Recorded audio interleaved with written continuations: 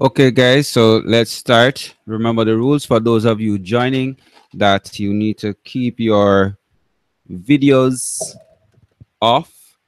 You need to keep your background quiet.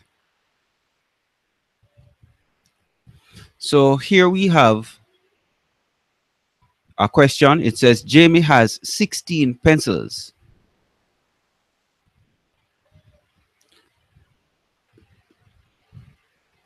Roy, it should be Roy.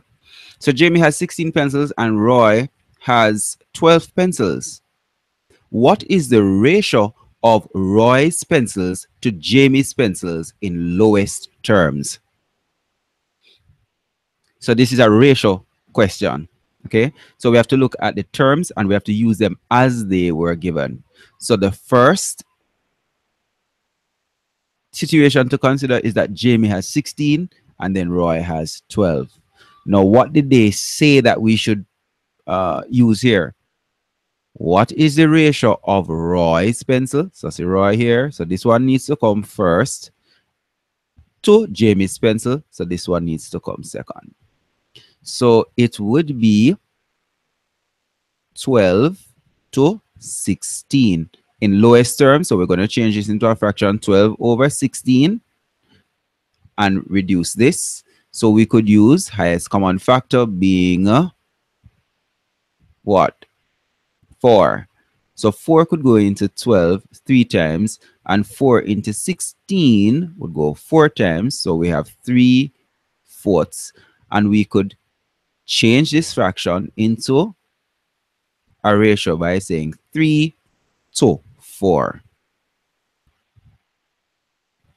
Again, Jamie has 16 pencils. Roy has 12 pencils. What is the ratio of Roy's pencil? So it's 12 to 16. Here's the 12 to 16.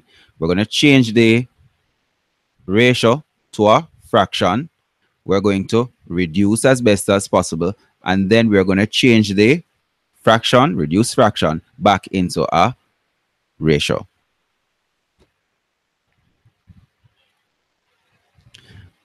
Next one. A student has 12 toys. Her friend has 2 times as many. How many do they have all together? So a student has 12. So the student has 12. The friend has twice as many. So it would be 2 times the 12. And we're going to add those to find out the sum. So 12 plus what's 2 times as many? This would be 24. So it's 24 plus 12, giving us 36. So the friend has 12. The friend has 2 times what she has. So it will be 2 times the what? 2 times the 12, giving us 24. And we add these, we get 36.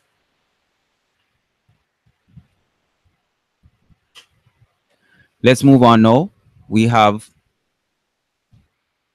a student scored 45 rather out of 90 marks on a test. What is the student's score as a percentage? So 45 out of 90, and we're going to multiply this by 100 over 1.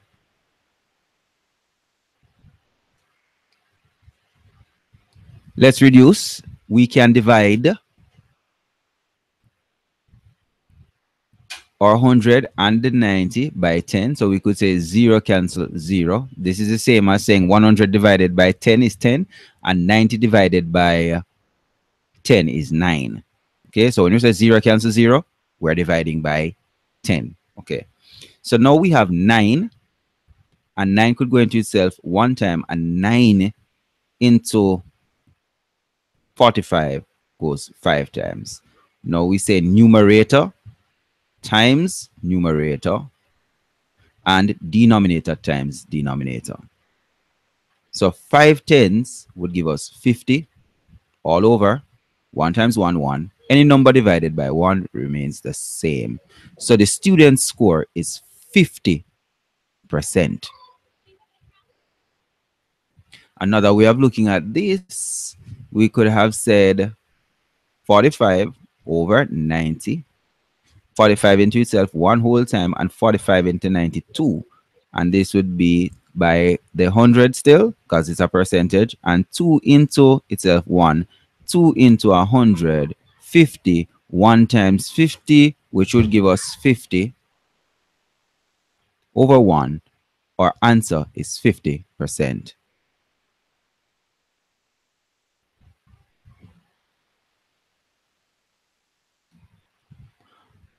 Here we have another situation. There are 500 students in a school. Of this number, 200 are boys. What fraction represents the boys? So the total number of students would be 500. The number of boys would be 200. If we reduce this, we say 0 cancel 0. 0 cancel 0. Or we're saying the highest common factor of 200 and 500 here would be 100. 100 into 200 goes 2 times. 100 into 500 goes 5 times. We are left with 2/5. How many more girls than boys are in the school? So if it is that 2/5 represents the boys, then the girls would make 3/5. So what is 3/5 of the 500? Okay, so we could work that out. We could reason it out. We could work it out as well. So 3/5 multiplied by the 500. 5 into itself. Let me swap colors. 5 into itself one time. 5 into the 500 100 times. And 3 times what? The 100 would give us 300 over 1, which is the same as 300. Now, this is the number of girls. Let me go back. So this one, this would be the number of girls. 300 represents the number of the girls. Did they ask us for the number of girls? No. They said how many more girls than boys are there. So if the girls represent 300 of the total amount and the boys represent 200, subtract and we would get 100. So there are 100 more girls than boys at the school.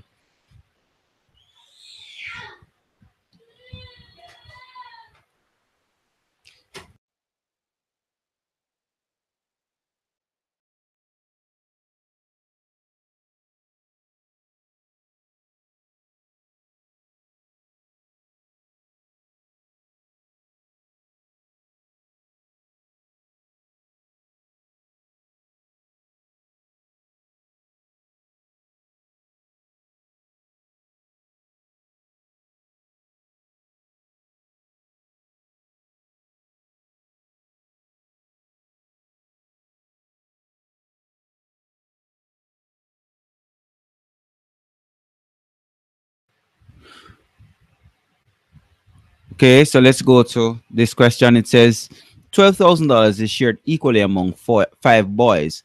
How much is each boy's share? So that's quite simple.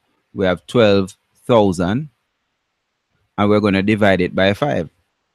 So 5 into itself one time, 5 into the 12 would go 2 times, 2 5s would give us 10 remainder, 2, and 5 into 20 goes 4 times, and 5, we have 0 for the rest. All right, so $2,400 would be each boy's share. And if we want to prove that, we could do the reverse operation now and multiply the 5 by the 2,400 and see if we get back our 12,000. So 2,400, and we're going to multiply by 5. 5 times 0, 0, 5 times 0, 0, 5 4 is 20, right? 0, carry 2, 5 2 is 10, and 2, 12. So that proves that each boy's share is $2,400. $2,400.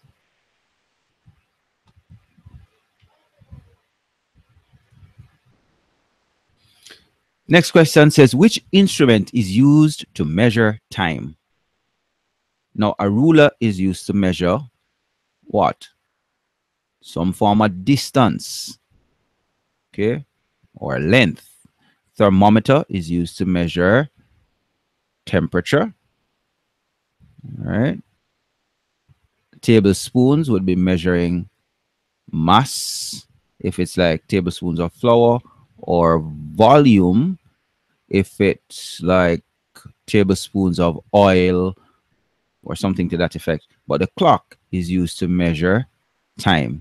So our answer for this question is the clock. But we need to be aware as to what these instruments are used to measure as well. There's a whole section in our workbook that deals with measurement. So the ruler is important, the thermometer, the tablespoon, but the clock in this instance is the answer for what is used to measure time.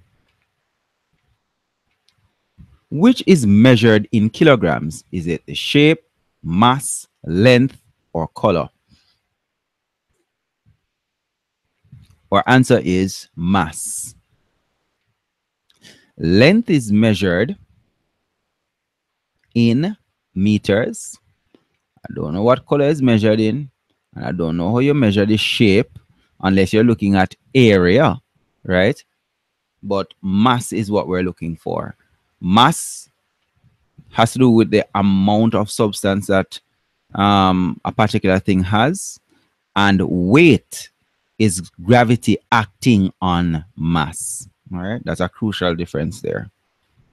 So our answer for this one is mass. Again, we can check our section in the workbook on measurement.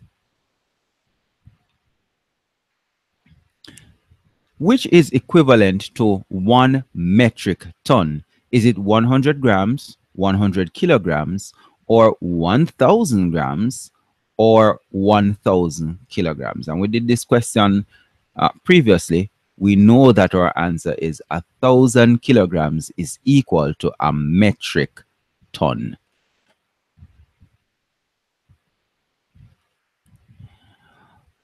It says here, what is the length of the radius of a circle if its diameter is 7 centimeters? So we need to set this out. So see if we can get a circle going here. We have a center point, and we know that the diameter is a special chord that runs through the center of the circle. So if we have this as the center point, this is diameter. Now the radius is half of the diameter. So if the diameter is 7 centimeters, the radius would be half of that. So this would be 7 divided by a half. This is wrong. It's 7 divided by 2. Let's fix this up. So 7 divided by 2. So 2 into the 7 would go 3 times. I'd have 1 left over 2. So this is 3.5 centimeters. 3.5 centimeters is the same as 3.5 centimeters. So my answer here is, in this instance, A. This is A, B, C, and D. My answer is A, 3.5 centimeters. Because from here to here would have 3.5, and from the center going this way would have another 3.5, and 3.5 plus 3.5, 5 and 5 would give us 10, right? 0 carry 1, 1 and 3, 4, 4 and 3, 7.0, which is the same as 7. Okay, so again, what is the length of the radius of a circle if its diameter is 7 centimeters? The diameter is the complete distance across the circle going through the center. The radius is from the center touching any point on the circumference. So it doesn't go all the way, right? So in this case, our answer is 3.5. Okay, well, that's it in terms of the questions that we have for tonight. I don't have any other questions from you guys. So this is where we stop. I hope that you will review the sections that apply in the workbook, and I'll see you in the next episode. All right. Thank you guys for joining, and I'll see you tomorrow.